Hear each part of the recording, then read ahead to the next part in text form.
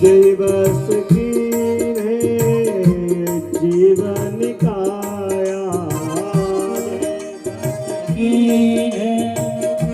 जीवन काया मैं और मोर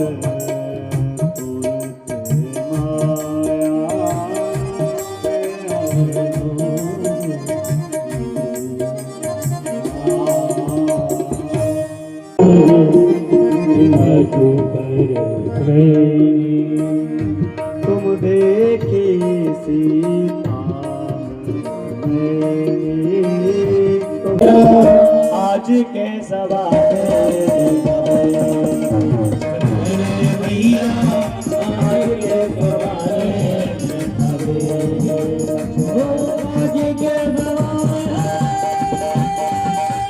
बुद्ध कलंकी व्यास पृथु हरिहंस मनवंतर यज्ञ ऋषिव हयग्रीव ध्रुव बरदेन धनवंतर बद्दीपति दत्त कपिल देव सनकादिक करुणा करो 24 रूप लीला रुचिर श्री अग्रदास उर्पद धरो प्रहलाद नारद पराशर पुंडरीक व्यास अम्बरीश सुख सोनक भीष्म दाल्याभ्यान रुक्मांग गदार्जुन वशिष्ठ विभीषणादि एतानां परम भागवतां नमामि। नमो गोभ्या श्रीमतिभ्या सौरभेभ्य एव च नमो ब्रह्मसुताभ्यश्च पवित्राभ्यो नमो नमः। ओम श्री परमात्मने नमः। श्री शिवाग्रहे नमः। श्री सर्वेभ्यो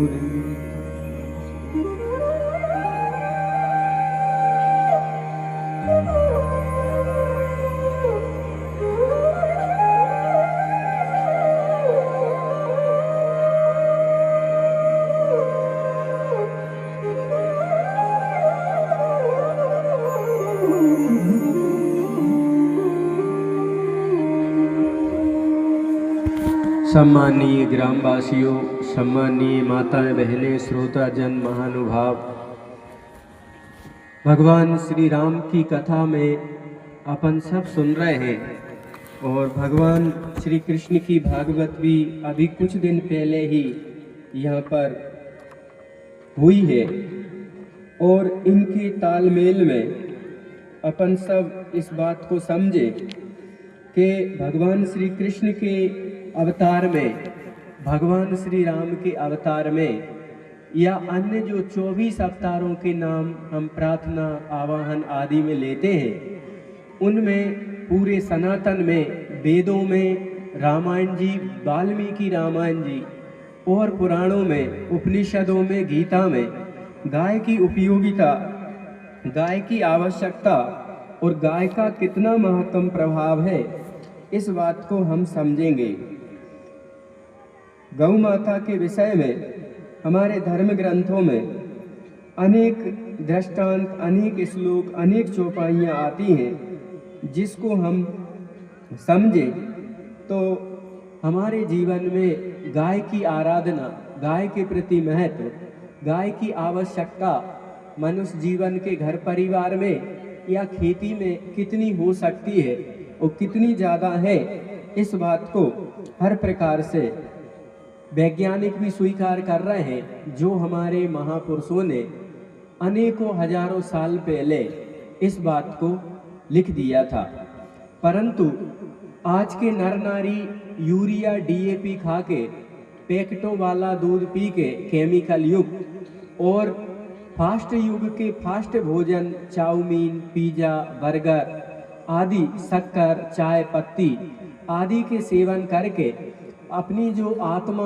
परमात्मा की अंश थी या अपना स्वरूप में जो सज्जनता, जो मानवीयता, जो इंसानियत या जो विवेकमती बुद्धि होने थी, वो urea, DAP, chemical packet fruit, chow mein, burger, pizza खाने के कारण, शक्कर, चाय पत्ती लेने के कारण वो क्वालिटी हम लोगों की घट गई है। पहले की माताएं बहनें, पहले के लोग गाय घर पे ना आए तो शाम के ढूंढते थे आसपास के गांव में कि काय भैया हमारी गैया हिरा गई, तुमने देखी क्या। और माताएं बहनें सुबह 4-5 बजे से गौ सेवा में लगती थी और गौ माता के लिए दर्शन करके, सेवा करके महिरी का काम लगाती थी, मई भाने का काम लगाती थी। और गाय का मक्खन, बच्चे मचलते थे तो माताएं बच्चों को मक्खन देती थी, बोले रो मती, ले मक्खन मिश्री खा ले। और कोई बात आती थी तो कहते इसे मक्खन मिश्री खिला दो। एक बहुत बड़ा अल्पाहार, बहुत बड़ा नाश्ता, बाल भोग, ब्रेकफास्ट होता था तो वो मक्खन मिश्री से होता था। आज वैज्ञानिकों ने रिसर्च करके ये बात बताई है कि वास्तव में यदि कोई माता बहन का बच्चा बच्ची दुबले पतले हैं, उनकी हड्डियां दिख रही, हाइट छोटी है, गिट्टे हैं, लंबे नहीं हो रहे हैं, तो वैज्ञानिकों ने रिसर्च किया इस पे और अनेक साल उन्होंने रिसर्च करके ये बात बताई कि यदि माताएं बहनें प्रयोग करके देख ले, 1 महीना जो बच्चा बच्ची की हाइट नहीं बढ़ रही और जो सिंगल फ्रेम है, 2-4 घूंसा धरो तो अस्पताल में पहुंच जाए, ऐसे परेना छाप बच्चों के लिए आप 1 महीना मक्खन मिश्री खिलाओ, उसमें 2-4 काली मिर्ची डालो और बच्चों को गाय का मक्खन सुबह खिला के देखो। यदि उनका वजन ना बढ़ जाए, उनकी लंबाई ना बढ़ जाए और उनके शरीर में भराव, मजबूती, वजनदारी ना आ जाए तो आप प्रयोग करके देखो, फिर हमें बताइए। वैज्ञानिक रिसर्च करके बता रहे हैं। हमने गौ माता पे बहुत स्टडी की, बहुत अध्ययन किया और गीता भवन ऋषिकेश के पुस्तकालय में जा कर के हमने बहुत सारी बातें लिखी और एक छोटा सा कॉपी बनाई। इटली में गौ माता के पंचगव्यों पर रिसर्च हुआ और इटली के वैज्ञानिक डॉक्टर जी.ई. बिग्रेड लिखते हैं कि गौ माता के मक्खन में जो पोषक तत्व हैं वो घी में, दूध में नहीं है, जो मक्खन में पोषक तत्व है। क्योंकि जब उसको अरई से घुमाते हैं लकड़ी की, और वो फूल माताएं पहले विशेष लकड़ी का फूल बनवाती थी, जो गईए मक्खन निकालती थी, वो माता कहती थी इस लकड़ी का नहीं, उस लकड़ी का फूल बनवाओ। फिर उसमें वो डंडा फंसा के फिर रस्सी से उसको मसती थी, तो उसके घर्षण से जो दूध में से जो क्रीम, जो मक्खन निकलता था, वो मक्खन में ऐसे पोषक तत्व होते हैं। ये डॉक्टर जी.ई. बिग्रेड लिख रहे हैं कि यह मक्खन प्रोटीन को बढ़ाने वाला है। ये वैज्ञानिक कह रहे हैं कि शरीर में प्रोटीन, कैल्शियम, विटामिन, आयरन आदि कई पोषक तत्व मक्खन में होते हैं। और जिसके शरीर में दुबलापन है, कई माताएं बहनें भी बहुत दुबली पतली हैं और उनकी कमर दुखती है, पिडलियों में भड़क पड़ती है, रात में पिडलियाँ दबाती है, कोई तो बांध के सोते हैं पिडलियाँ, इतनी दुखती है पैरों की पिडलियाँ। कईयों के शरीर में ऐसी कमजोरी है कि वे चलते हैं तो ऐसे लगता है कि शरीर खाली सा है। और हमारे पैर, पिडलियाँ पोली हो गई है, उनमें ज़्यादा जान शक्ति बची नहीं, देखने को बाहर से मजबूत है पर अंदर उन्हें खालीपन महसूस होता है। शरीर में जो भराव अंदर में होना चाहिए वो नहीं रहता है। तो वैज्ञानिक कह रहे हैं कि मांस वृद्धि कैसे होगी, तो बोले मांस को बनाने वाला प्रोटीन है। और प्रोटीन किस में है, तो बोले 1 महीने मक्खन खा लो, 50 ग्राम मक्खन, उसमें 4 काली मिर्ची और थोड़ी सी धागा मिश्री डालो। और मिश्री ना भी डालो तो आप मक्खन ऐसे ही खाओ, गुड़ डाल सकते हैं, खांड डाल सकते हैं, शक्कर ना डालें। क्यों? शक्कर दूध में मिलाओ तो दूध का कैल्शियम मार देती है। इतनी खतरनाक है ये शक्कर कि इसमें पोषक तत्व नहीं बचते। जब शुगर को, गन्ना को, शुगर केन को रिफाइंड करते हैं तो शक्कर में पोषक तत्व नहीं बचते, क्योंकि उसकी प्रोसेस ही इतनी खतरनाक, इतनी बाहिजात होती है कि गुड़ में तो पोषक तत्व रहते हैं, शुगर केन, गन्ना के, पर शक्कर में पोषक तत्व नहीं। शक्कर को जब प्योरीफाई किया जाता है तो वो गन्ने का रस लाल होना चाहिए उबालने पर, हरे से लाल, जैसे कि गन्ना का गुड़ वो लाल है, पर जो सफेद गुड़ है वो भी इतना लाभकारी नहीं जितना मेला सा, काला सा, लाल से रंग का गुड़ हितकारी है। तो वैज्ञानिक कह रहे हैं कि दूध में शक्कर डालोगे, खीर में शक्कर डालोगे तो आपको देर सवेर हड्डी कमजोर होगी, दांत कमजोर होंगे। शक्कर में ये घाटा है कि शक्कर ज्यादा खाने वाले के दांत जल्दी जाएंगे, घूंटे जल्दी दुखेंगे। ना चाहे तो 1 महीना शक्कर छोड़ के देख लो या 1 महीना शक्कर भोजन में बढ़ा के देख लो, और घूंटों में, हड्डियों में, दांतों में प्रभाव देख लो। ये वैज्ञानिक रिपोर्ट है जो कल्याण में आई और हमने उसका लिखा। वे कहते हैं कि प्रोटीन से मांस बनता है और प्रोटीन मक्खन में हाई क्वालिटी का प्रोटीन होता है। प्रोटीन केला में भी होता है, हरी सब्जियों में, दाल वगैरह में होता है। चेन्नई में डॉक्टरों ने एक रिसर्च किया और चेन्नई के डॉक्टर किंग कहते हैं कि आयरन खून बनाता है हमारे शरीर में। माताएं सोचती हैं, बहुत सी बहुएं, कि लाल सब्जी कर दो, माने सब्जी में इतना मसाला और मिर्ची और तेल डाल दो कि सब्जी लाल दिखे, और लाल सब्जी खाएंगे बच्चे बच्चियां मसाले और तेल वाली तो उनको खून बढ़ेगा। ऐसी मानसिकता गांव के लोगों में होती है जिनने अध्ययन नहीं किया। तो माताएं खूब तेल डालती है, खूब मिर्ची डालती है, और मिर्ची, मसाले, तेल, नमक जितना ज़्यादा लोग खाते हैं उतनी खून संबंधी बीमारी पक्की होती है। क्यों? आयरन से खून बनता है, लाल सब्जी या लाल मिर्ची या तेल डालने से खून नहीं बढ़ता। मिर्ची मसाले जितने कम भोजन में ले, नमक और तेल जितना कम भोजन में ले, आपके जीवन में ना तो बीपी लो होगा, ना बीपी हाई होगा, ना ब्लड कैंसर होगा, ना माइग्रेन पेन होगा, ना आपको ब्लड संबंधी कोई दोष जिससे कि गाढ़ापन होने से हार्ट अटैक, कोरोनरी धमनियां बसा बढ़ने के कारण जाम हो जाती है और बीपी हाई, लो या हार्ट अटैक होता है। उसका कारण है माताएं ज़्यादा नमक, ज़्यादा मिर्ची और ज़्यादा तेल घर में खिला रही। सुबह उठे, बोले पराठे बना दो, कहीं बाहर जा रहे, बोले पूड़ी तल दो। पूड़ी और पराठे, नमक और मिर्ची जितनी कम ले, शक्कर, मैदा जितनी कम लेंगे, घर परिवार बीमारियों से, डॉक्टरों से उतनी दूर रहेगा। ये पक्की बात मानना। वैज्ञानिक कह रहे हैं कि आयरन से खून बनता है और आयरन हरी सब्जियों में होता है। भोजन के पहले 1 प्लेट हरी सब्जियां खाना शुरू करो, कोई भी बीमारी हो, और फिर दूसरी प्लेट जो घर में भोजन बना वो खा के देखो। 1 महीना करो, आपके शरीर में कब्ज, अपने देश में 80-90% लोगों को कब्ज रहता है, पेट साफ नहीं होता समय से। 1 प्लेट हरी सब्जियां, कोई भी सब्जी हो, लौकी हो, गाजर हो, फूल गोभी हो, पत्ता गोभी हो, चुकंदर हो, खीरा हो, आप कच्ची सब्जियां 1 प्लेट खाओ।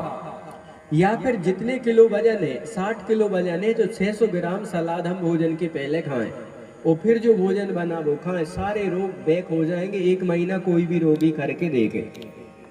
अमेरिका के वैज्ञानिक जेम्स मार्टिन कहते हैं कि ऐसा उत्प्रेरक बनाया गया है, गौ माता के गोबर लिया, गौ माता का मूत्र लिया, ये बराबर लिया, और बरिया के, पीपल के, बरिया के नीचे की मिट्टी फरुआ से खोद के भरी, और वो मिट्टी के सिवा जो चुनी है, चोकर है, दाल है, वो भी डाल दी।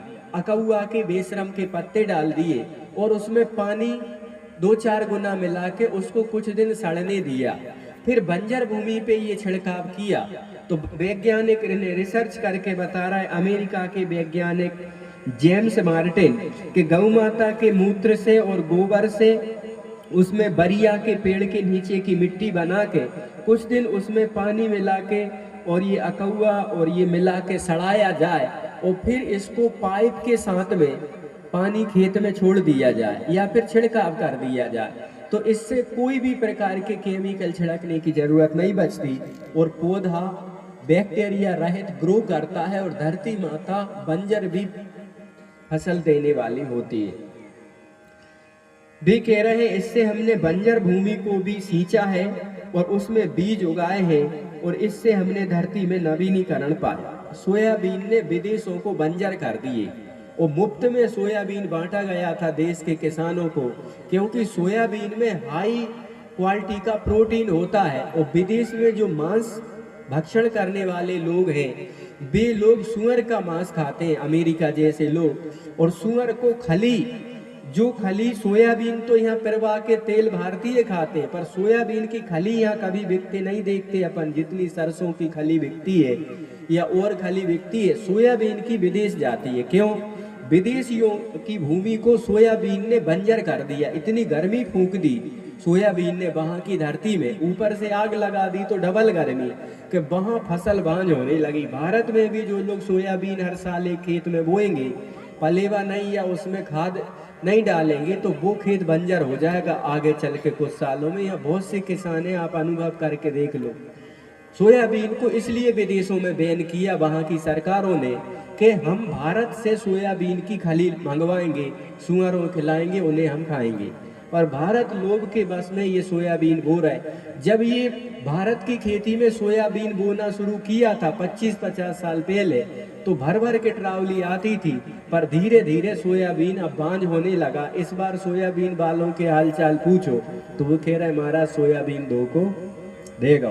यदि इसे बंद नहीं करके ज्वार बाजरा आदि धान आदि नहीं लगे तो सोयाबीन खेती की जान खा जाए। बिना पलेवा या बिना गाय के गोबर के वो खोती रिचार्ज होकर फसल देने वाली नहीं होगी। ये वैज्ञानिक विश्लेषण है सज्जनों। बातें तो बहुत है पर उसकी विश्लेषण और गहराई में जाने का समय नहीं है।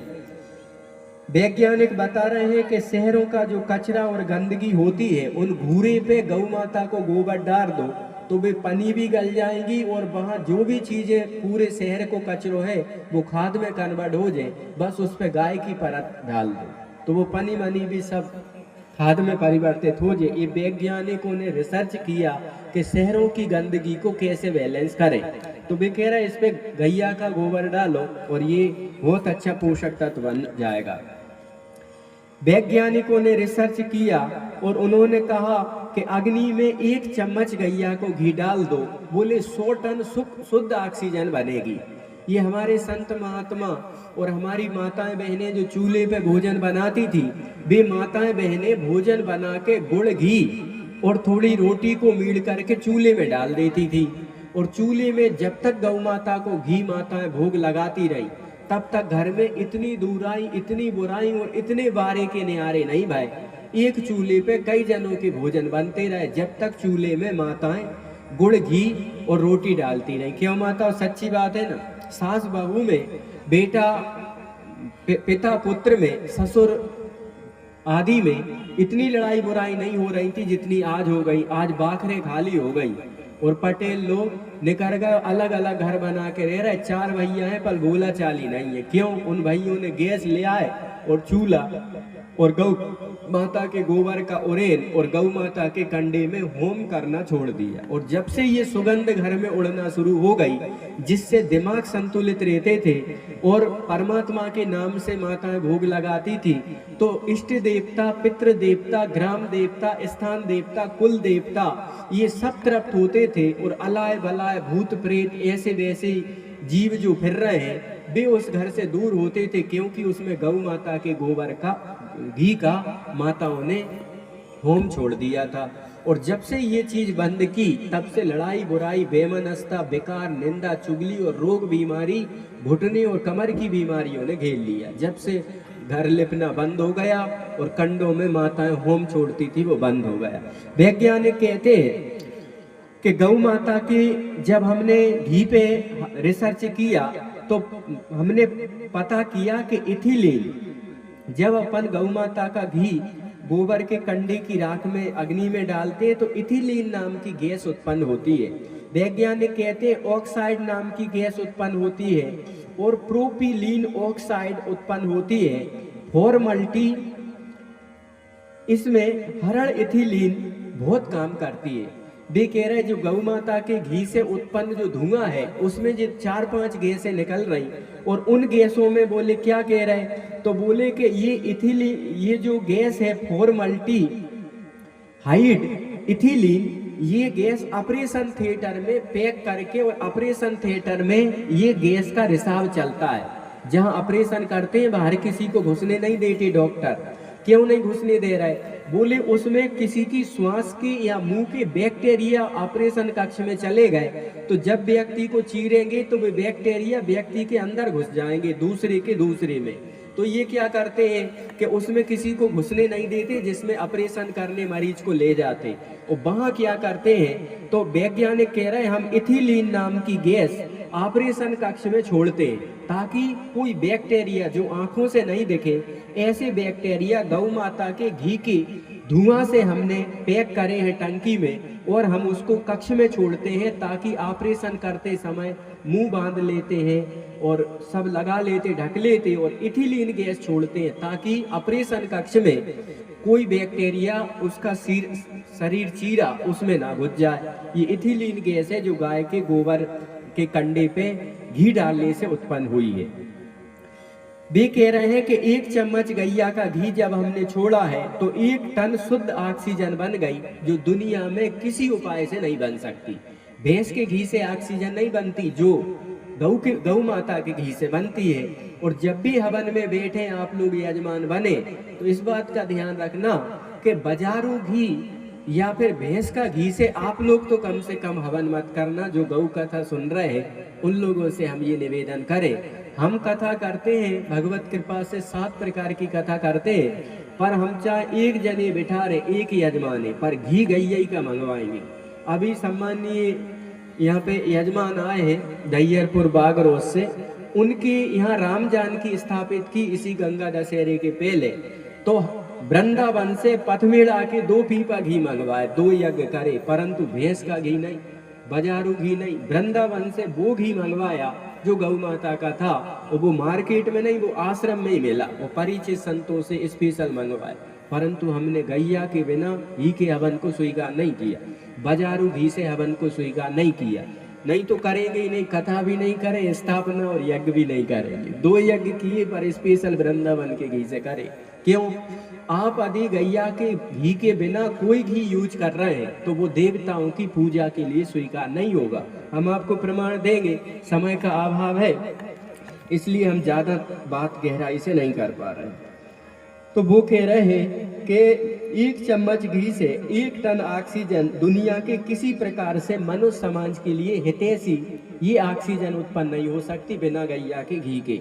फिर भी कह रहे हैं जब यज्ञ में जौ, तिली, चावल, शक्कर, छाछ, छबीला, नागर मोथा, गूगल आदि से हम चंदन चूरा मिला के आहुति देते हैं, तो ये यज्ञ केवल वायुमंडल को, नर नारियों के घर, गली, मकान, दुकान कोई पावन नहीं करता, बोले ये 5 महाभूतों को शोधन करता है। आकाश को पवित्र करके बादल बन जाता है ये धुआं जो हवन से उठता है, और बोले ये धुआं ही हरियाली को, सुगंधिम पुष्टिवर्धनम, सुगंधिम माने जब अपन ने सुगंधित द्रव्य अग्नि में छोड़े, ओम सिद्धि बुद्धि सहस्रीमान महागणपते नमः, तो गणपति मतलब क्या? इंद्रिय गणों का स्वामी, उसको बोलते हैं गणपति, जो इंद्रिय गणों का स्वामी है। और सिद्धि बुद्धि समेत श्रीमान महागणपते नमः। ओम उमा महेश्वराभ्याम नमः स्वाहा, स्वाहा अग्निदेव की पत्नी है। अग्नि में जब भी कुछ छोड़ो तो स्वाहा लगाना जरूरी। ओम लक्ष्मी नारायणाभ्याम नमः स्वाहा, ओम श्री सीतारामाभ्याम नमः स्वाहा, ओम राधा कृष्णाभ्याम नमः स्वाहा, ओम सची पुरंदराभ्याम नमः स्वाहा। ये 5-7 आहुति घर में यदि छोड़न लगे अपन, तो घर में अशांति का माहौल, दांती किटकिट होती है, मुंह बजाते हैं, चिढ़ते हैं, टेढ़े हो जाते हैं। सास कसु कह दे तो बहू मुंह फुला लेती, फिर बोलती नहीं है। यदि घर में गौ माता के गोबर गोमूत्र का ओरेंडर है और गौ माता का घी की साकल छोड़ दी जाए, पर ऐसे मत छोड़ो कि माता जी पूजा कर रही है, घंटा 2 घंटा पूजा में लगाते, पर आदि वे बतिया जाते और कहती है ओम स्वाहा। ए कड़ी उफन रही, देखिए मोड़ी करी 4 दिए स्वाहा, ए फोन बज रहा फोन स्वाहा। ऐसे हमें नहीं करना चाहिए, इससे भावना वो नेगेटिविटी वाली जाती है। ऐसे भगवान के मंदिर पे जाओ, तो पड़ोसन से बातें मत करो कि मेजबान आए थे बहन देखवे बारे पक्की नहीं कर गए, पर मैंने तो नहीं मंगोड़ी भी खिलाई, भजिया भी खिलाए, पर भी कछु के नहीं गए ओम नमः शिवाय ओम नमः शिवाय। ऐसी बातें करने से बचना चाहिए, इससे हमारे पुण्य का स्रोत कम होता है। वो भगवान कहते तेरी अगरबत्ती मैया तेरे पास रख, पर घर की पंचायत मुँह मत सुना। मैंने घर नहीं बनाओ, मैं हिमालय में बैठो रहो कंदरा में, और तू मंदिर में आके दुनिया की चिंता मेरे पास छोड़ के जाती है। इसलिए मंदिर में जाके बात मत करो। गोवर्धन वृंदावन आदि की परिक्रमा में बातें करते हुए नहीं, माला से परिक्रमा करो। तो वो कहते हैं कि गाय का मूत्र बरसात में और ठंडों में एक एक महीना ले लिया जाए। बीमार गाय ना हो, बूढ़ी गाय ना हो, गर्भवती गाय ना हो, अपितु जो गाय जंगल में चरने जाती है और धूप में घूमती है, उस गाय का मूत्र आप 20-25 ml लीजिए, उसमें दुगना पानी मिलाइए और उसको कपड़े से 2-4 बार छानिए, और इसमें आप हल्दी मिला के पीजिए। आपका बीपी, आपका कोलेस्ट्रॉल, आपको हार्ट अटैक नहीं होगा, आपकी लीवर किडनी में कोई टॉक्सिन्स नहीं जमेंगे, आपका पाचन तंत्र, आपकी नस नाड़ियाँ बुढ़ापे में भी सुरक्षित रहेंगी। ऐसे बड़े बूढ़े हैं गाँव में जो गैया गोसली करने जाते हैं, वहीं गौमूत्र पीते हैं गैया गोसली करते समय। ऐसे लोग हमें मिले, एक दादा मिले, एक गौ कथा करी हमने झिरिया मंदिर बेगमगंज विदिशा के बॉर्डर पे। वे बोले मेरा बीपी पहले हाई होता था, मैंने गैया की पीठ के कुकुद से, जो शिवजी जैसा ऊपर होता है, वहां से पूंछ तक हाथ फेरा, मैंने बीपी की दवाई बंद कर दी, मेरा बीपी हिरा गया। हाई हो या लो हो, आप गौ माता की पीठ पे हाथ घुमाओ कुकुद से, जो शिवलिंग जैसा होता है पीठ पे, वहां से लेके पीछे तक।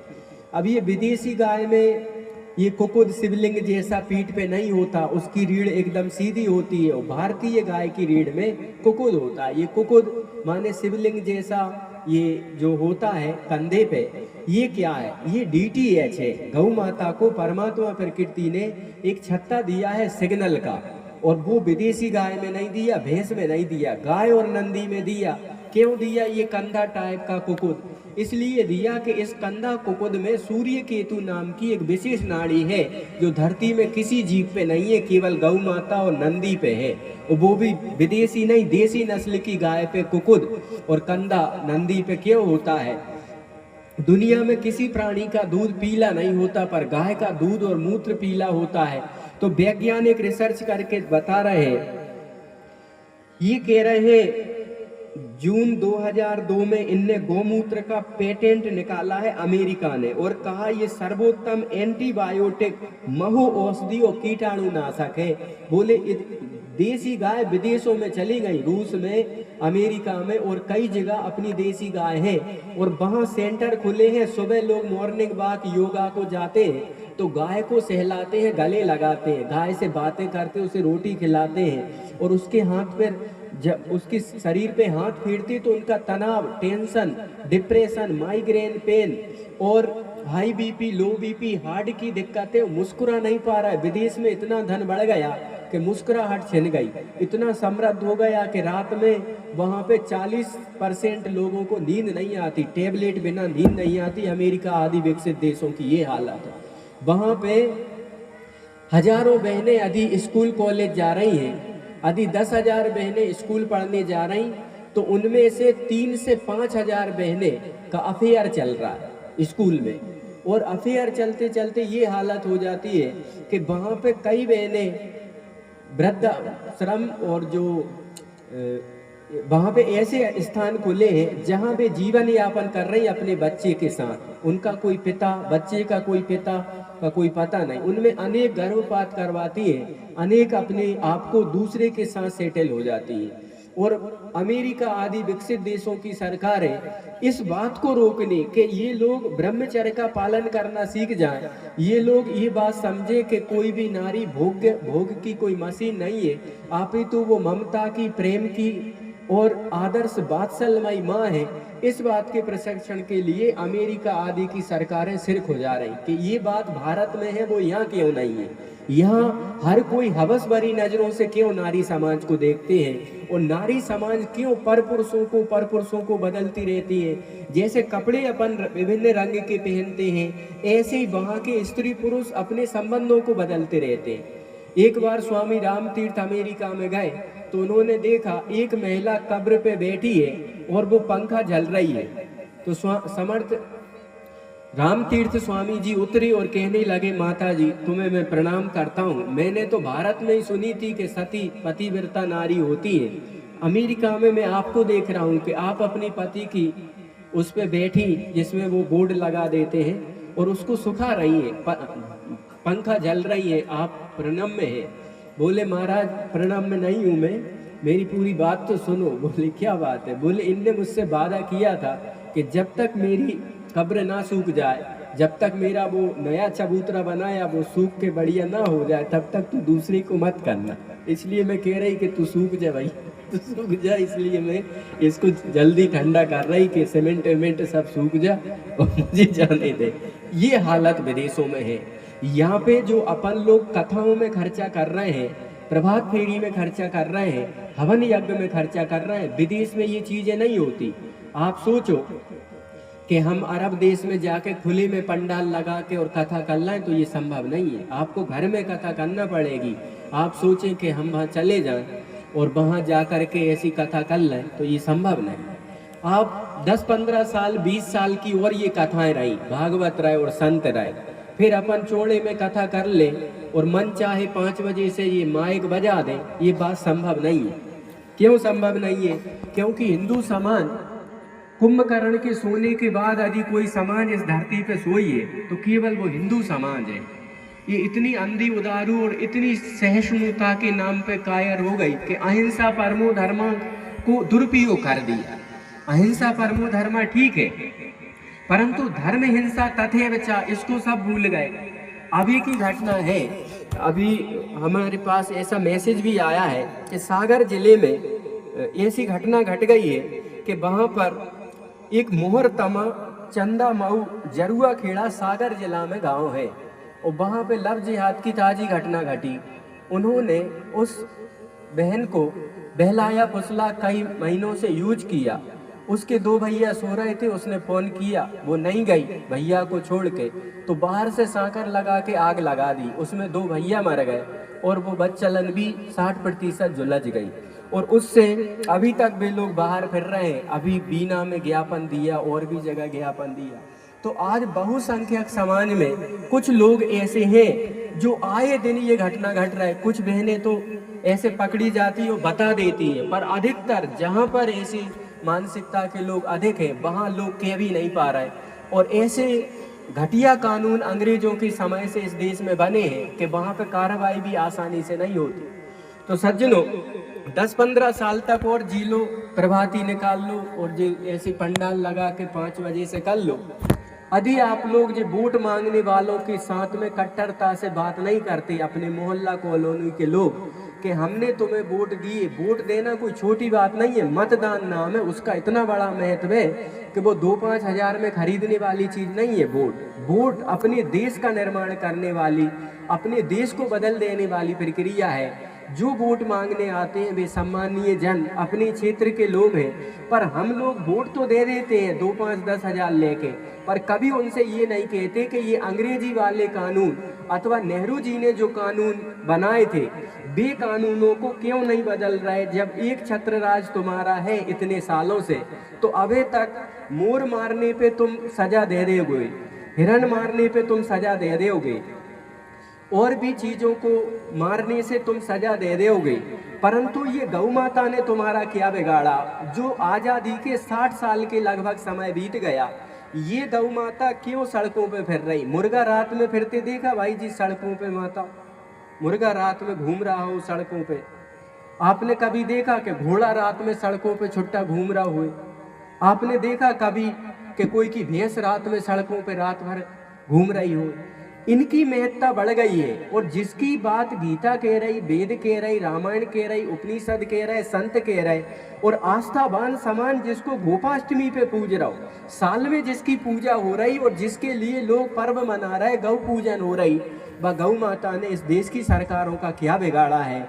उस निर्दोष और सबसे पवित्र जिसके पीछे भगवान फिर रहे और जिसकी दूध से, खीर से माता गर्भवती हो रही और जिसके घी के हवन से अग्निदेव खीर लेके प्रकट हो रहे और जिसका दूध दही घी खाने वाले श्रृंगी ऋषि उस मंत्र का हवन कर रहा है, वशिष्ठ जी हवन नहीं कर रहे।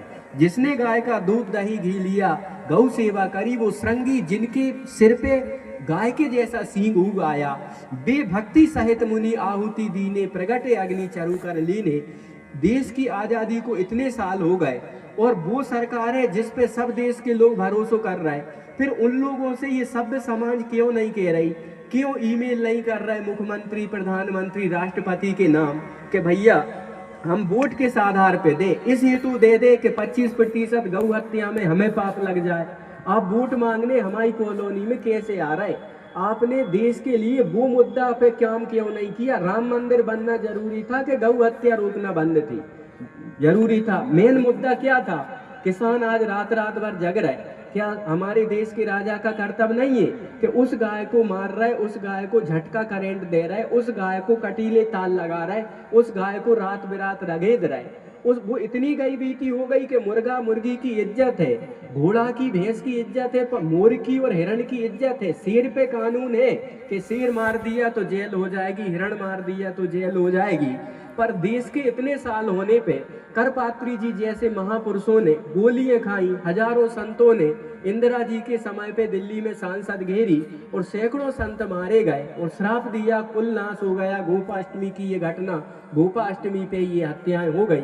फिर भी संसद में ये बिल कई सालों से चल रहा है, तो फिर भी हमारी सरकार, जिसके लिए हमने यज्ञ किए, बैठकें की और जिसके लिए हमने बहुत ज़्यादा प्रयोग और संकल्प किए, दुआएं करी मालिक परमात्मा से, वो गौ माता अभी तक क्यों कट रही है? और हम वोट दे रहे, हम नोटा नहीं दबा रहे, हम वोट दे रहे और वोट से हमारे भारत 1 नंबर पे गौ मांस का निर्यात कर रहा है।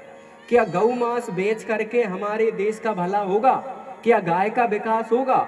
अमेरिका का विकास हुआ कि वो दुनिया का दादा बना हुआ है अमेरिका, और सबसे ज्यादा सफाई, शुद्धता और सुव्यवस्था अमेरिका में मानी जाती। पर इन कथाओं के बिना, देसी गौ माता की प्रधानता बिना, हवन के बिना क्या अमेरिका सुखी हुआ? विकास के नाम पे सबसे आगे विकसित देश है, क्या वो सुखी हुआ? क्या वहाँ के नर नारी संयमी जीवन जी रहे? क्या वहाँ भारत से कई गुना ज्यादा दवाइयाँ उपयोग नहीं हो रही? वहाँ के लोग अशांति की आग में नहीं जल रहे? हम ऐसो भारत बना के क्या करेंगे जो भारत गौ माता के रक्त से जिसका विकास, गौ माता का मांस बेच के जिस भारत का विकास होगा, क्या वहाँ सुख शांति होगी? क्या वहाँ आनंद और प्रेम होगा? क्या वहाँ के नर नारी सुखी जीवन जी पाएंगे? जो रोड डलेंगे, जो पानी होगा, जो लाइट होगी, गौ मांस को बेच के होगी, क्या वहाँ से भारत की धरती मंगलमयी होगी? क्या वहाँ राम जी, कृष्ण जी के, परशुराम जी जैसे महापुरुषों का, धन्वंतरी, लक्ष्मी जी का अवतार हो पाएगा? सज्जनों, ये बात हम किसी पार्टी के विपक्ष या पक्ष में नहीं कह रहे। आप तो साधु जीवन है, आप लोगों ने यहाँ बैठा ला, आपका अन्न खा रहे हैं, इसलिए हम ये बात आपके हित की कह रहे हैं कि वोट हमें तभी देना चाहिए जब वोट मांगने वालों से ये बात करना चाहिए। और हम तो ये आप लोगों से निवेदन करें कि आप लोग गूगल पे सर्च करो या हमसे आके ले, प्रिंट करवा के यहाँ मंदिरों पे चिपकाओ कि सब सनातनी राष्ट्रपति का ईमेल नंबर ले, प्रधानमंत्री का ईमेल नंबर ले, और जितने जो मुख्यमंत्री हैं सबके ईमेल नंबर हम पे हैं और हमने सभी ईमेल किए हैं कि भैया ये गाय कब तक कटेगी, ये गौ माता की बद्दुआ कब तक समाज लेगी। और भगवान के अवतार विदेशों में नहीं हो रहा है, भारत में ही हो रहा है, और वे भी अवतार बंद लेना कर देंगे। और जब ये गौ मांस पे भारत का विकास होगा तो फिर इस देश की क्या हालत होगी, आप विचार तो करो।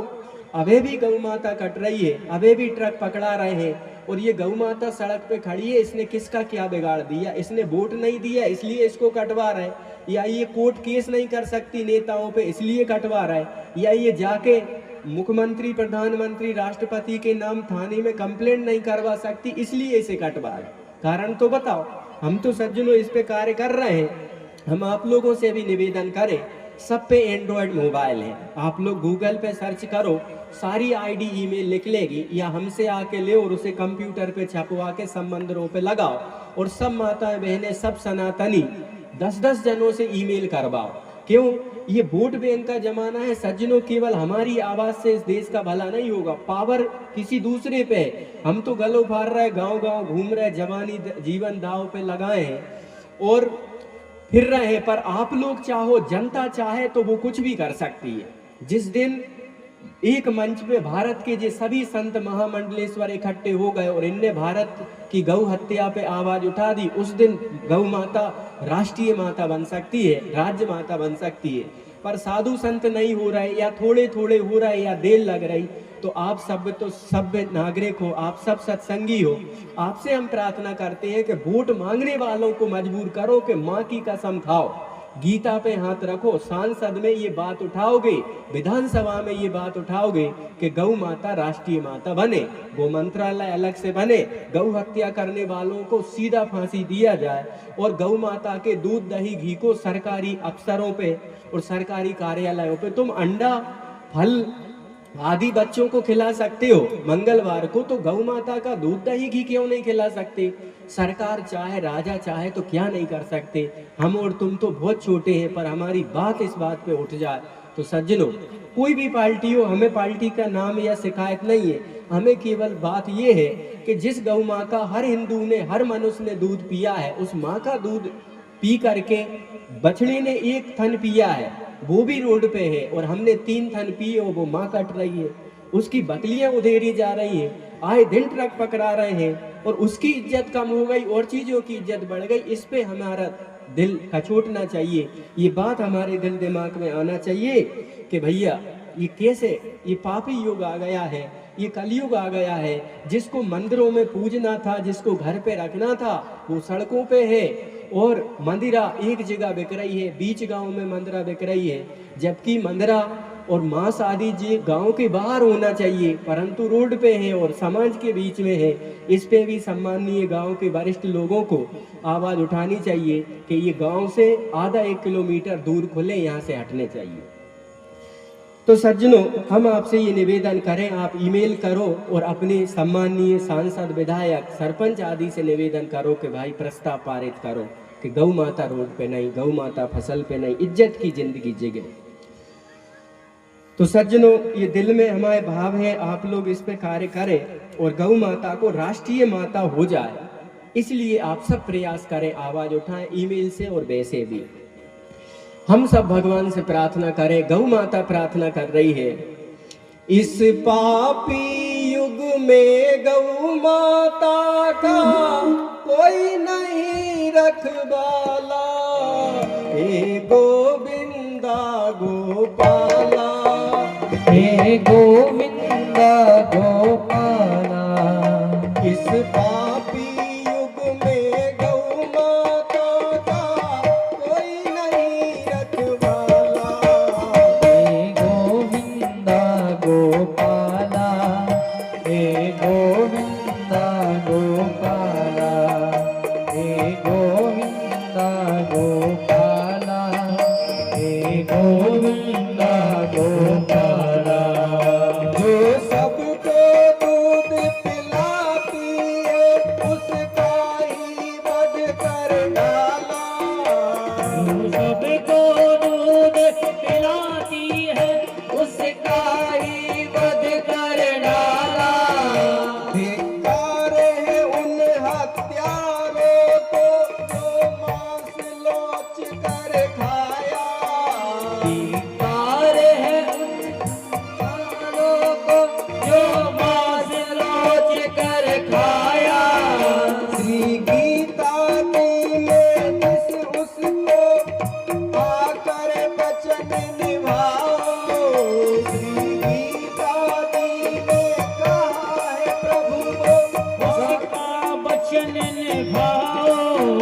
अब मुरली छोड़ो, रास भी छोड़ो, हाथ में चक्र उठाओ, अब मुरली छोड़ो, रास भी छोड़ो, हाथ में चक्र उठाओ।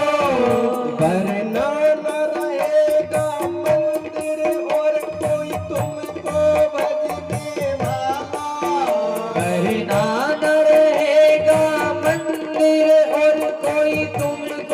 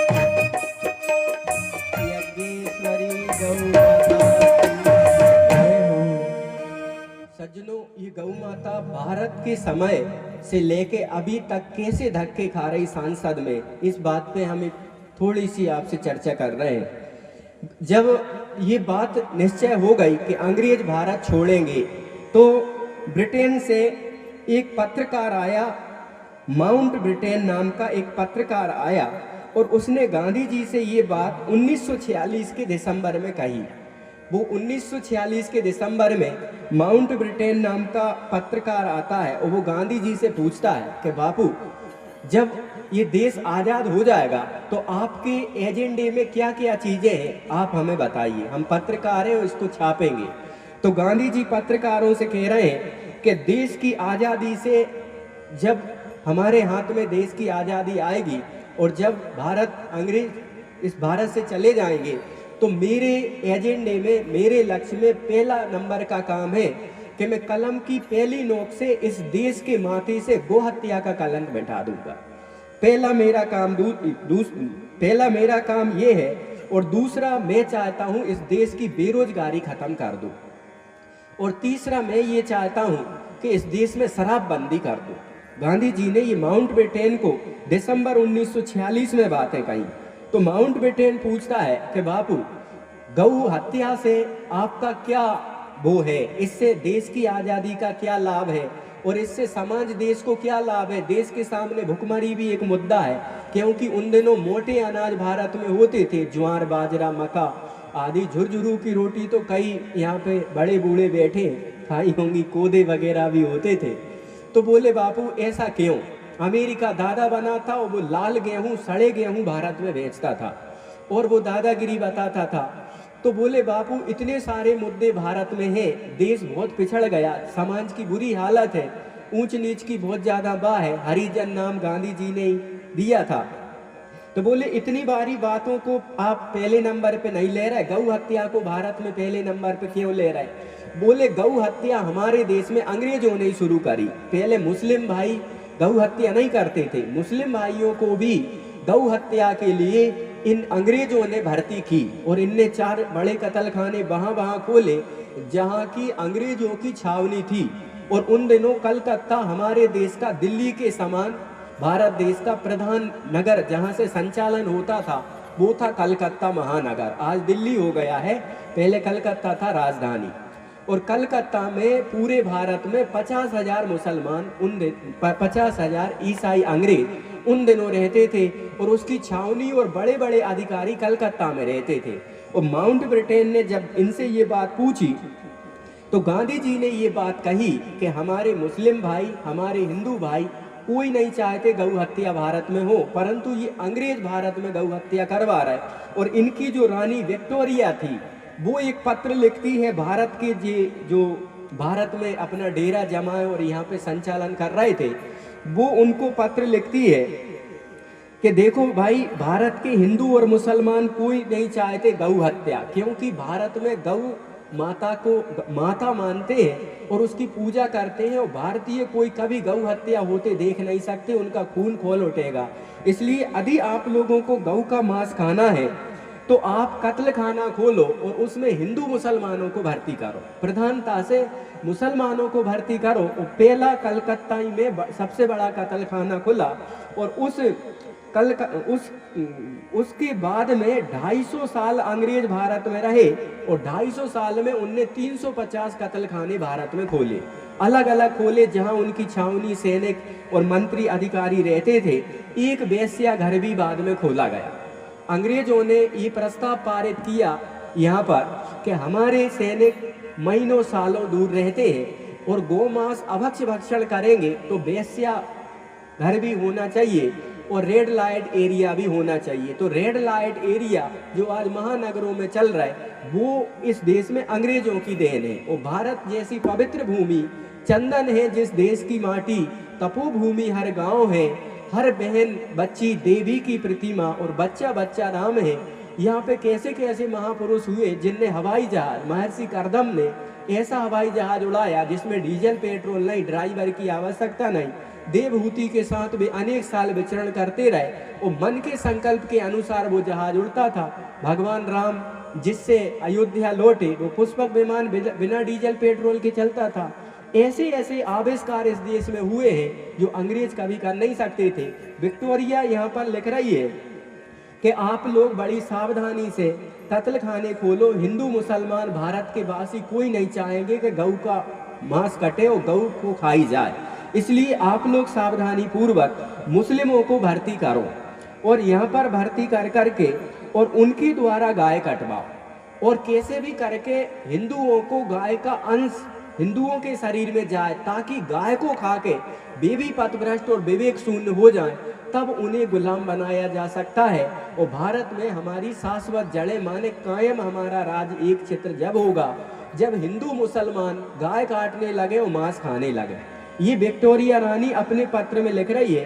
राजीव दीक्षित जी के कोई मित्र पे ये पत्र आया था, उन्होंने ये बात का हवाला दिया। मुसलमान भाइयों ने भी ये बात की आनाकानी करी कि हम गाय नहीं काटेंगे क्योंकि हिंदू मुस्लिम दंगे हो जाएंगे। तो जो अच्छे सभ्यते लोग होते हैं, अच्छे जो मुस्लिम भाई थे, उन्होंने कहा हम गौ हत्या नहीं करेंगे। इसी दौरान भारत की आज़ादी का काम चल रहा था।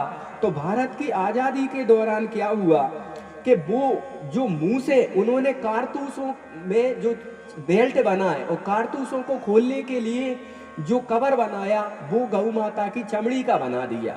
और गौ माता की चमड़ी का जब उनने इन बंदूकों पे कवर बना दिया, इस योजना से इस प्रकार वो कवर बनाया कि हिंदू हो या मुसलमान हो, जो सैनिक हम भर्ती कर रहे हैं वे मुंह से गौ माता के चमड़े को खोले। और ये बात की जब तैयारी चल रही थी कि अंग्रेज भारत छोड़े, उसकी योजना जो भगत सिंह जी की थी या और देश के जो लीडर थे उनकी थी, उसके पहले गौ माता के चमड़े को मुंह से खोलने के कारण एक नया युद्ध छिड़ गया और उन्होंने ये बात कह दी कि हमारी गौ माता के चमड़े को कवर पहना रहे बंदूक का हमें मुंह से खोलने पड़ रहा है।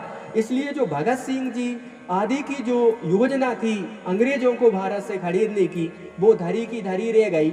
और एक बंदा प्रकट हुआ और उसने इस गौ माता की चर्बी से नहीं खोलेंगे, उसने हड़ताल कर दी और हड़ताल कर दी। और इस बात से समाज में और देश में एक तनाव प्रकट हो गया कि हिंदुओं को जब ये बंदूक दी जा रही और इसका कवर, इसका जो पट्टा है वो हिंदू लोग टांगने और खोलने से मना कर रहा है, मुस्लिम भाई भी उनके समर्थक में है।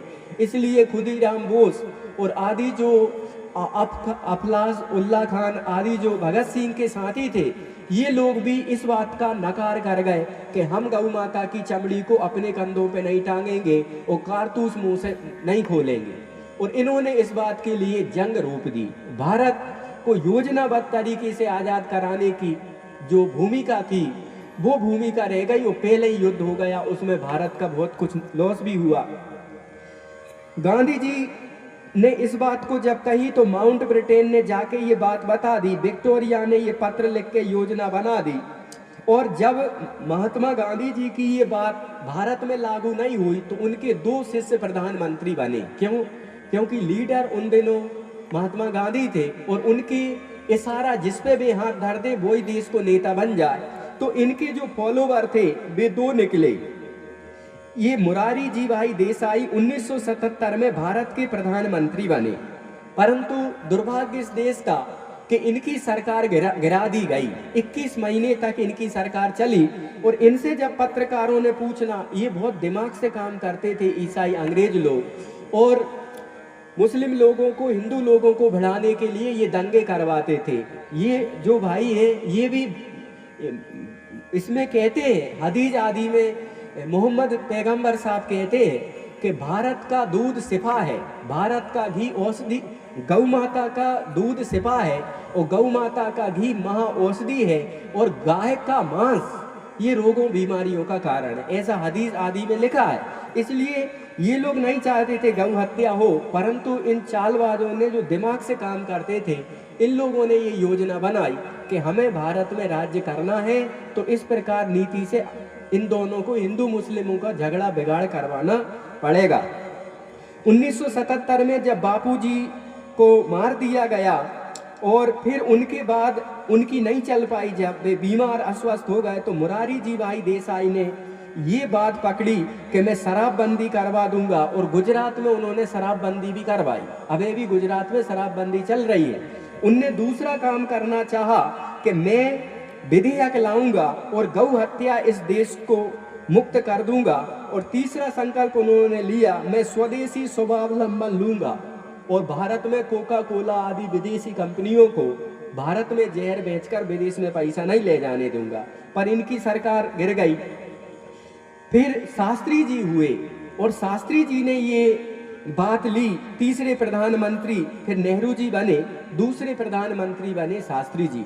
ये शास्त्री जी ने भी यही काम करना चाहा, परंतु योजना के षड्यंत्र के तहत ताशगंज समझौते में उनको ऐसा खतरनाक विष दे दिया गया कि वे गौ हत्या बंदी पे काम कर रहे थे, वो काम नहीं कर पाए। तीसरे भारत के प्रधानमंत्री नेहरू जी बने और नेहरू जी को तो आप सबने व्हाट्सएप, फेसबुक आदि सोशल अकाउंटों पे पढ़ा ही होगा। ये अंग्रेजों से भी थोड़े बना के चले और बापू से भी बना के चले। क्यों? बापू ने इनको पत्र लिखा कि मैं तुम्हारी जन समाज के सामने तुम्हारी सब बातें रख दूंगा, तुम मेरे समर्थन में रह के मेरे से विपरीत चल रहे हो। ऐसी जब बातें चली तो उन्होंने दोनों को हाथ में लिया, उनको भी लिया, इनको भी लिया और अपनी मनमानी भी की। और जब एक सांसद जो निकल के आए और विधेयक लावे के लिए शास्त्री जी का जिनने समर्थन किया और मुरारी जी भाई देसाई का जिनने समर्थन किया, वे सोनीपत से सांसद बन के आते थे महावीर त्यागी। उनने इन दोनों प्रधानमंत्रियों का समर्थन करते हुए प्रस्ताव पारित किया भारत की संसद में कि गौ हत्या बंद होनी चाहिए। इसमें कई मुस्लिम सांसदों ने भी समर्थन किया, हिंदू सांसदों ने भी समर्थन किया। इसी दौरान एक बात यहाँ पे ये लगा दी गई नेहरू जी ने कि यदि ये विधेयक आपने पास किया तो मैं इस्तीफा दे दूंगा। और ये बात जब संसद में आई तो होते होते काम गौ माता का गौ हत्या बंद हो जाए, कत्ल खाने बंद हो जाए, ये फिर रुक गया। फिर अटल जी के समय पे ये बात उठाई गई कि भाई भारत की पवित्र भूमि पे गौ हत्या बंद होनी चाहिए, कत्ल खाने बंद होने चाहिए। प्रस्ताव लाया गया और ईमानदार प्रधानमंत्री जी अटल बिहारी जी ने भी सुबह प्रस्ताव लेके आए और विधेयक पास होने के लिए संसद में चर्चा भी हुई। पर शाम को कोई ना कोई बड़ी जो मेंटेलिटी के पावरफुल देश है भी नहीं चाहते भारत में गौ हत्या बंद हो। सुबह विधेयक आया और शाम को उस पर मने कर दी गई। ये भी शांत हो गए, बोले इस पे फिर बाद में विचार करेंगे। प्रधानमंत्री अटल जी ने भी उसको रोक दिया। क्या मालूम क्या शक्ति, क्या इसके पीछे एजेंडा काम कर रहा है। ये बात फिर दब गई। फिर कुछ सालों के बाद ये प्रधानमंत्री बनी और इन्होंने भी ये प्रस्ताव भारत में लेके आई और इनको आशीर्वाद दिया था। दक्षिण के एक बहुत बड़े समर्थक थे मिजलिम गप्पा और दूसरी साइड थी श्रीमती इंदिरा गांधी। इन दोनों में मिजलिम गप्पा बहुत प्रभावशाली और लोगों के दिल में बसते थे। पर ये करपात्री जी के पास और विनोबा भावे जी के पास श्रीमती इंदिरा गांधी गई और जाकर के कहा आप हमें आशीर्वाद दो। बहुत बड़ी शक्ति थे सनातन के स्वामी करपात्री जी महाराज। उन्होंने कहा हम तुम्हें आशीर्वाद देंगे और तुम प्रधानमंत्री बन जाओगी, पर क्या तुम सत्ता संभाल कर गौ हत्या बंद कर दोगी? तो इन्होंने कहा ठीक है, हम आपकी आज्ञा का पालन करेंगे, हमारे हाथ में सत्ता शासन आने दो, हम भारत के देश से गौ माता की हत्या और यहाँ के कत्ल खाने बंद कर देंगे। विनोबा भावे जो कि गांधी जी के फॉलोवर और शिष्य थे, उनके पास ये गई इंदिरा जी और उनसे ये बात कही कि आशीर्वाद दो। उन्होंने कहा गौ हत्या बंद करो, हमारे गुरु जी का आदेश था इस देश में शराब और गौ हत्या बंद होनी चाहिए। बोले आप हमें शासन में आने दो, हम गौ हत्या बंद करेंगे। तो फिर इन्होंने भी जब संसद में ये प्रस्ताव आया और इस पर चर्चा हुई तो फिर इसमें इन्होंने फिर उसको कचरे के डिब्बे में डाल दिया। बोले अभी नहीं, फिर देखेंगे। जब करपात्री जी ने कहा कि आपको शासन सत्ता मिल गई, भारत में गौ हत्या बंद होनी चाहिए, गोपा अष्टमी पे स्वामी करपात्री जी, विनोबा भावे और देश के जो आर्य समाज के समर्थक थे और जो देश प्रेमी थे, उन सब ने मिलकर के संसद में धरना धरा कि सत्ता मिल गई मिसेस ये इंदिरा जी को, अब हमारा विधेयक लाया जाए और जब तक हम आपको संसद से नहीं निकलने देंगे जब तक गौ माता का ये बिल प्रस्ताव पारित नहीं हो जाता। लाखों संतों ने दिल्ली की उसको घेर लिया और बोले निकलने नहीं देंगे जब तक आप प्रस्ताव पारित नहीं करोगे। इंदिरा जी ने ये बात देखी कि साधु संत बाबा दाढ़ी चमीटा लेकर के डट गए और स्वामी करपात्री जी इनका वो कर रहे नेतृत्व, अब ये निकलने नहीं देंगे तो क्या होगा, मैं गौ हत्या को मिटाने नहीं देना चाहती, या मेरे ऊपर जो बॉस बैठे वे नहीं चाहते भारत में गौ हत्या बंद हो, तो उन्होंने गोपाष्टमी के दिन साधु संतों पे गोलियां चलवा दी। वो नवंबर का महीना था और उसमें गोली चलने से कई साधु संत मारे गए। स्वामी करपात्री जी की आंख भी डैमेज हो गई और उन्होंने जब ये देखी कि इतनी लाशें गिर गई और गौ हत्या बंद नहीं हो रही, साधु मारने तैयार है और कई समाज सेवी संस्थाएं मरने तैयार है, पर ये विधेयक पास नहीं हो रहा, तो स्वामी करपात्री जी ने श्राप दिया कि जैसे गोपाष्टमी पे आपने निर्दोष साधु संतों को और समाज सेवी लोगों पे गोलियां चलाई है, इस गोपाष्टमी के तिथि में तुम्हारे पूरे परिवार का नाश हो जाएगा। ये स्वामी करपात्री जी ने बद्दुआ दे दी और फिर भी वो सरकार चली गई, उनकी हत्या हो गई, परंतु फिर भी भारत की संसद में गौ माता को राष्ट्रीय माता घोषित करके गौ हत्या बंद करके कत्ल खाने बंद करने पे काम नहीं हुआ। फिर अगली सरकार आई और अगली सरकार प्रधानमंत्री अटल बिहारी वाजपेयी जी की आई, उसमें भी प्रस्ताव पारित नहीं हो पाया। फिर अब ये जो नई सरकार आई, इस सरकार के लिए भी गोपाल मणि जी, स्वामी अभिमुक्तेश्वरानंद जी और कई नामी अनामी संत इस बात का प्रस्ताव लेकर के बैठे हैं, ज्ञापन दे रहे हैं, जगह जगह ये रैलियां हो रही हैं। एक बार फिर इन सरकारों में विधेयक आया तो श्रीमती ममता बनर्जी, सब लोग साइन करने के लिए तैयार थे कि इस विधेयक को पास करो। ममता बनर्जी खड़ी हो गई और बोले गो मांस खाना मेरा मौलिक अधिकार है, उसका क्या होगा। एक और कोई सांसद है, वे खड़े हो गए कि गो मांस मैं खाता हूँ, मेरे मौलिक अधिकार का क्या होगा। और जब ये प्रस्ताव पारित होना था, इन दोनों ने फिर से जब ये प्रस्ताव पारित होने के लिए देश में कानून बने, उसमें कभी किसी सांसद ने कभी किसी बनर्जी ने रोक लगा दी। अब वो रोक लगा, प्रस्ताव पारित होना है, 2005 से वो पड़ा है। अब यदि अपन सब लोग मेहनत प्रयास करें तो राजा ऐसे नहीं है कि वे प्रजा की बात ना माने, और ये राजा इतने मजबूत हैं कि ये चाहे तो कुछ भी कर सकते हैं। भारत को इन्होंने विकास किया है, पर वे जब तक नहीं कर सकते जब तक ये समाज ना अड़ जाए कि नहीं साहब अब तो ये जब ही चलेगा जबकि गौ माता राष्ट्रीय माता और गौ हत्या का कलंक भारत से हटेगा। गौ हत्या करने वालों को फांसी होगी और गौ माता के मूत्र और गोबर से ईथेन नाम की गैस बनेगी, और विदेशों से जो डीजल पेट्रोल आ रहा हो वो गौ माता के गोबर की गैस से, गौ माता के मूत्र की एनर्जी से गाड़ियाँ चल सकती हैं। राजीव दीक्षित जी ने जर्ज की गाड़ी में ये गौ माता के गोबर मूत्र से जो ईथेन गैस उत्पन्न की, उससे जर्ज की वकील कोर्ट की गाड़ी भी चला के बताई।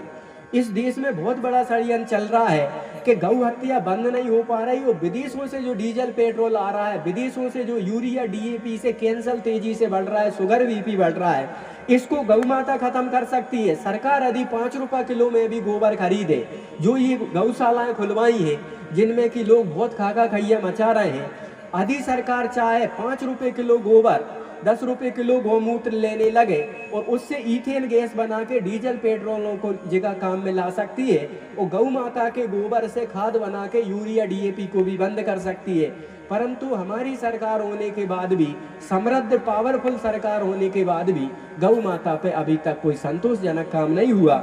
सज्जनों, ये काम तभी हो पाएगा इन स्थितियों को देखते हुए जब तक हिंदू समाज व्हाट्सएप पे, फेसबुक पे, इंस्टा पे और ट्विटर पे इस बात के लिए पोस्ट नहीं करेंगे, इस बात के लिए आवाज नहीं उठाएंगे कि अंग्रेजों के सभी कानून बंद कर दिए जाएं, अश्विनी उपाध्याय को कानून मंत्री बना दिया जाए और गौ माता को राष्ट्रीय माता, राजमाता घोषित कर दिए जाए, और जो लव जिहाद चल रहा है, लैंड जिहाद चल रहा है, हमारे मंदिरों से टैक्स समाज ले रही, सरकार ले रही पैसा और उसका वो उपयोग हो रहा है, वहाँ तो मिल रहे हैं, पुजारी को पैसे दे रही सरकार, पर यहाँ के पुजारी को सरकार पैसे नहीं दे रही। ये जो भारत की वोट लेके, हम लोगों के वोट लेके हमारे खिलाफ जो काम चल रहा है, जो कानून बने हैं, उन्हें सरकार से हमारी प्रार्थना है कि इस पे विधानसभा में चर्चा हो, इससे लोकसभा में चर्चा हो और भारत के उन बहुसंख्यक लोगों के साथ इंसाफ हो जिनके मंदिरों का पैसा लिया जा रहा है, जिनकी गौ माता को काटा जा रहा है और जिनकी बहन बेटियां साल में 20,000 लव जिहाद में फंस रही, ऐसा ऑन रिकॉर्ड है। इस पे सज्जनों, माताओं, बहनों, जब तक आप बात नहीं उठाएंगी सोशल मीडिया पे और वोट मांगने वालों पे, जब तक हम कसम नहीं खुआएंगे, वादों नहीं करवाएंगे सज्जनों, तब तक ये हमारे देश में जब बहुसंख्यक लोग जिहादी मानसिकता के बढ़ जाएंगे तो नेता लोग तो विदेशों में जाके रहेंगे, हमारी बहन बेटियां, हमारी गाय सड़कों पे काटी जाएगी, हमारी बहन बेटियों के साथ जो अनीति नहीं भाई, वो अनीति 10, 25, 50 साल में होने वाली है और हम लोगों का अस्तित्वादी भारत से मिट गया।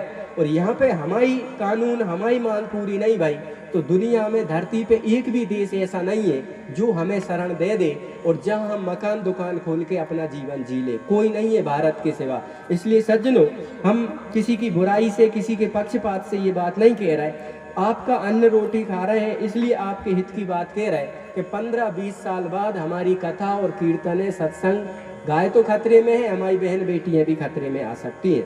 इसलिए सज्जनों, आप सब जागें और इस बात पे आप लोग काम करें। ऐसा हम आज चर्चा उखड़ी इसलिए ये बात कह रहे हैं, अपन भगवान से भी प्रार्थना करें।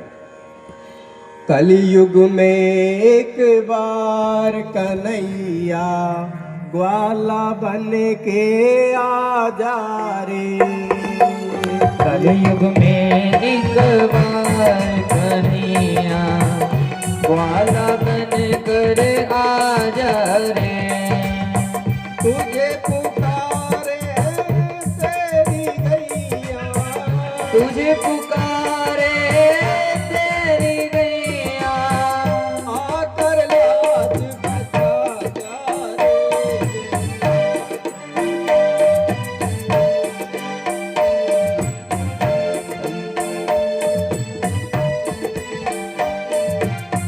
तुझे पुकारे तेरी गैया, तुझे पुकारे तेरी गैया, आकर लाज बचा जा रे, आकर लाज बचा जा रे, कलयुग में एक बार कन्हैया ग्वाला बन के आ जा रे, कलयुग में एक बार कन्हैया ग्वाला बन कर आ जा रे, जिसको मैंने दूध पिलाया, जिसको मैंने दूध पिलाया, कोई मुझे भगाते, हे जिसको मैंने दूध पिलाया, वो भी मुझे भगाते हैं, पाड़ कर मेरे बेटे मेरा मांस बिताते हैं, तीर फाड़ कर मेरे बेटे मेरा अपने ही अपनों से मुझको, अपने ही अपनों से मुझको, अपने ही बेटों से मुझको, अपने ही बेटों से मुझको, आकर आज बचा जा रे, कलयुग में एक बार कन्हैया ग्वाला बन घर आ जा रे, कलयुग में एक बार कन्हैया ग्वाला बन कर आ जा रे, डंडों से जब पीटी जाऊं, डंडों से जब पीटी जाऊं, सहन नहीं कर पाती मैं, सहन नहीं कर पाती मैं, उबला पानी तन पर फेंके, उबला पानी तन पर फेंके, हाय हाय चिल्लाती मैं, हाय हाय चिल्लाती मैं, बिना मोल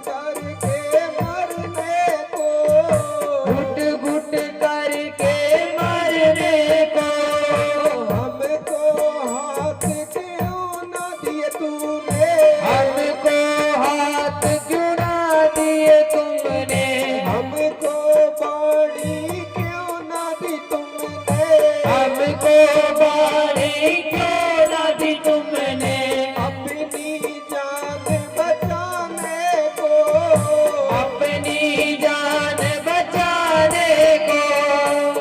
भटक गई संतान हमारी, भटक गई संतान हमारी, आकर दिशा दिखा जा रे।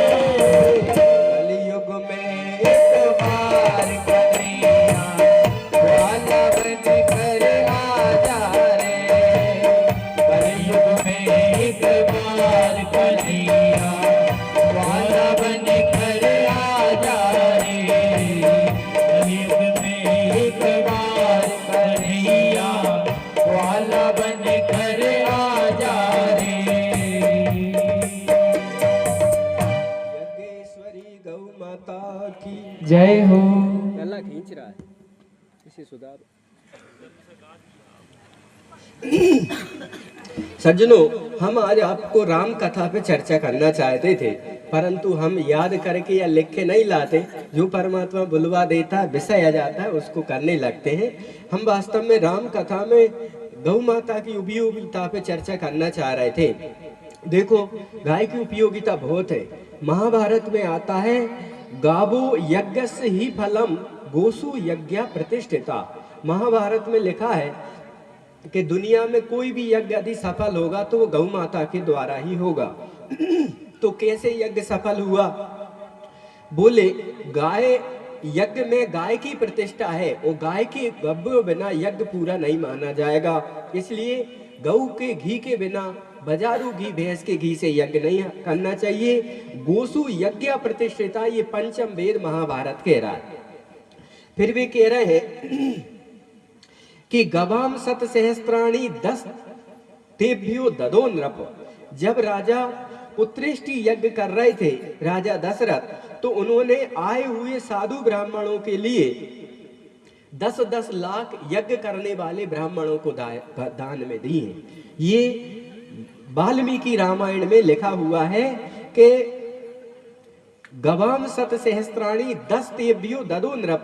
राजा दशरथ जी ने जब पुत्रेष्टि यज्ञ करवाया कि मेरे पुत्र हो जाए, तो 10-10 लाख गाय दान करी है। अब बताओ, जो 10 लाख गाय पुत्रेष्टि यज्ञ में दे रहे, तो कितनी लाख गाय होंगी राम जी के उसमें? तो कितना बड़ा बजट बनता होगा, कितनी भूमि गौचर होगी जहाँ 10 लाख गाय एक ब्राह्मण को, साधु को यज्ञ की दक्षिणा में दी जा रही। पहले कागज के टुकड़े नहीं दिए जाते थे, गाय ही दान दी जाती थी। चाहे कन्यादान हो तो गौ देते थे, और चाहे बूढ़े मर रहे हो, दुख भोग रहे हो, तो भी वे गैया को दान करके, पूंछ पकड़ के दान करके मारते थे।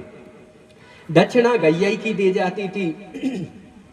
फिर राम जी के जीवन में देखो, भगवान का जब जन्म हुआ, भक्ति सहित मुनि घी की आहुति दीने और दूध की, गौ माता के दूध की खीर से माता आदि गर्भवती हुई, और जा दिन ते हरि गर्भ ही आए। कब आए? जब गौ माता के दूध की खीर खाई। फिर जब रामलला का जन्म हो रहा है, तो देखो गाय की उपयोगिता बता रहे हैं। हाटक धेनु बसन मणि नृप विप्रन कहे दीन। राजा दशरथ क्या दे रहे हैं? जो आए हैं राम जी के दर्शन करने, आशीर्वाद देने, तो भी कह रहे हैं कि हाटक धेनु बसन मणि, माने बर्तन तक दूध दोहने और जमावे के, बसन मणि नप विप्रन कहे दीन। कैसी गाय दे रहा है? बोले उसमें स्वर्ण लगाए हैं, सींग मड़े हैं सोने के, और साथ में कांसे का, सोने का दूध लगाने के लिए बर्तन राजा दे रहा है। क्या कह रहे हैं? बोले 1-1 लाख गायें भगवान राम जी के जन्म के समय राजा दशरथ दे रहे। कैसे दे रहे? तो बता रहे देव, ये श्लोक आ रहा है, स्वर्ण श्रृंग संपन्ना संवत्सा कांस्य दोहेना गवाम सत सहस्त्राणी चतवारी पुरुषाश्रभ। माने स्वर्ण मंडित और स्वर्ण कांसे के बर्तन, कांस्य दोहेना, और गाय कैसी? स्वर्ण श्रृंग संपन्ना, जिनके सींग सोने से मड़े हैं, और दूध दोहने के लिए तो बोले कांस्य दोहना गवाम सत सहस्त्राणी। सहस्त्रों माने 100,000 गाय 1 लाख कहलाती हैं। भगवान राम जी के जन्म पे राजा दशरथ दे रहे। जब राम जी थोड़े बड़े हो गए और माँ की गोदी में रो रहे हैं राम जी, तो मैया को दाइयाँ कह रही है कि कन्हैया की नज़र उतार दो। तो नज़र उतार दो तो बालक रोएगा नहीं, बालक पे आदि व्याधि नहीं होगी। तो क्या कह रही, बोले हम तो तुला दान कर दे बेटा को। माता कौशल्या कह रही वाल्मीकि रामायण में, राम लक्ष्मण भरत शत्रुघ्न रो रहे, तो बोले बालकों का तुला दान करने से आदि व्याधि रोग बीमारी नहीं रे। बच्चा नहीं बता पा रहा है, रो रहा है, तो उसको तोल दो। तो बोले काय से तोलो, बोले घी से तोलो। क्यों, गईये इतनी थी कि घी से तोल रही माता। और क्या लिख रहे तुलसीदास जी गीतावली में, देव पितर ग्रह पूजिए तुला तोलिए घी के। बोले देव पितर की पूजा करो और घी से राम जी को तोलो। एक साइड राम जी, एक साइड घी, एक साइड भरत जी, एक साइड घी, ऐसे तोलो। तो माताएं घी का दान कर रही है, सोने के बर्तन में घी राम जी के वजन को तोल के और साधु ब्राह्मणों को दे रही है। राम जी अब बड़े हो गए, रो नहीं रहे, भोजन करने लगे। तो तुलसीदास जी और संत गाय की उपयोगिता बताते हुए लिख रहे क्या कह रहे हैं, बोले भगवान राम खेल रहे हैं अपने भाइयों के साथ और माता कह रही है कि पिताजी आ गए, आ जाओ राम लखन भोजन कर लो। तो भगवान राम क्या कर रहे, बोले कुछ पिताजी की गोदी में बैठ के दही और चावल खा लिया भगवान ने। अब उघारे भगवान उठ करके गोदी की, पिताजी की गोदी से उठ के दही चावल खा जा रहा है और भग रहे हैं। तो क्या कह रहे हैं, बोले भाजी चले किलकत मुख दधी ओटन लपटाएं। तुलसीदास जी कह रहे राम जी पिताजी की गोदी में से उठ के भाग गए, पिताजी बिना राम जी के भोजन नहीं करते दशरथ जी। और माता क्या परोस रही, दही और चावल परोस रही। तो तुलसीदास जी लिख रहे हैं कि भाजी चले किलकत मुख दधी ओटन लपटाएं, दधी और चावल मुंह पे लगे हैं और राम जी उघारे पुघारे पिताजी की गोद से उठ के भाग गए और दही चावल खाते हुए घूम रहे। और माता दही चावल भोजन में खिला रही अपने पति और बेटा को। फिर क्या बता रहे हैं, बोले विवाह का समय आया तो 1-1 लाख गईये चारे भाइयों के विवाह पे फिर दिए। जब भगवान बहुओं को लेके वहां से आ गए जनकपुरी से, तो वे लिख रहे हैं स्वर्ण श्रृंग संपन्ना सतवाम कंस दोहिना गवाम सत सहस्त्राणी चतवारी पुरुषा श्रभा। फिर क्या कह रहे, 4 लाख बर धेनु मंगाई काम सुरभि सम शील सुहाई सब विधि सब अलंकृत कीनी मुदित महीप मही देवन दीनी। कितनी 4 लाख गईये और 1-1 लाख ब्याह पे मही देवन दीनी। ऐसा राजा दशरथ विवाह पे दे रहे हैं। फिर क्या हो रहा है, भगवान राम के विवाह हो गए और भगवान राम वनवास को जाने लगे माता कैकेयी के कहने से। तो उनके एक सचिव हैं जिनका नाम है चित्ररथ। ये कथा कई रामायणों से निकाली गई है।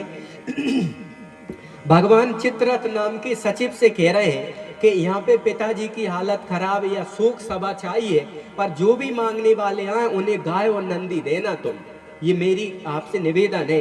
चित्ररथ को भगवान कह रहे हैं कि तुम गईये और नंदी का दान करना, अयोध्या से कोई खाली हाथ ना जाए, क्योंकि लोग गाय और नंदी लेवे खरीदने दान में लेने के लिए आते थे। तो क्या कह रहे हैं, साली वाहे सहस्त्रम चा दे ददे कस्य भद्र कस्य तथा व्यजनार्थ सौमित्रे गो सहस्त्र मुपा कुरु।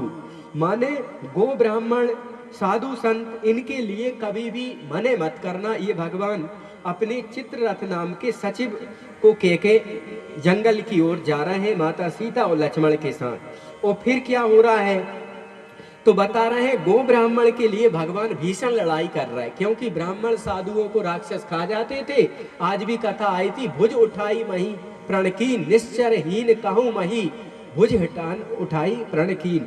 भगवान ने गाय के ब्राह्मण और साधु के रक्षा के लिए ये लड़ाई लड़ी। गो ब्राह्मण हितार्थाय देशस्य हिताय च तथा चैव प्रमेयस्य वचनम कर्तु मुद्यता। राक्षसों के संगार का कारण गो ब्राह्मण और साधु संतों की रक्षा करना था। भगवान का कोई बैरी नहीं था, पर इनकी रक्षा के लिए किया। फिर क्यों किया, बोले जेहि जेहि धेनु देश द्रिज पावई, जेहि जेहि देश धेनु द्रिज पावई नगर गांव पुर आग लगावई। जहां जहां राक्षसों को साधु ब्राह्मण मिलते, यज्ञ करते मिलते, वे आग लगा देते थे और यज्ञ में गंदगी कर देते थे, इसलिए इनका नाश भगवान ने किया नहीं। भगवान किसी का गला काटने नहीं चाहते थे।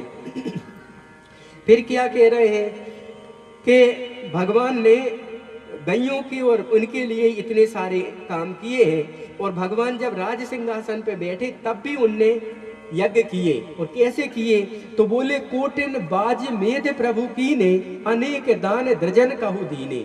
करोड़ों, कोटि से मतलब करोड़ों नहीं है, कोटि से मतलब है अनेक दान राजा बन के भगवान ने करे, और सब में गौ माता दक्षिणा के तौर पे दी। तो सज्जनों, बातें तो बहुत हैं आपसे करने के लिए, यदि कल भी मौका मिला तो हम देखते हैं जैसी भगवान परिस्थिति देते हैं, पर आज समय होगा।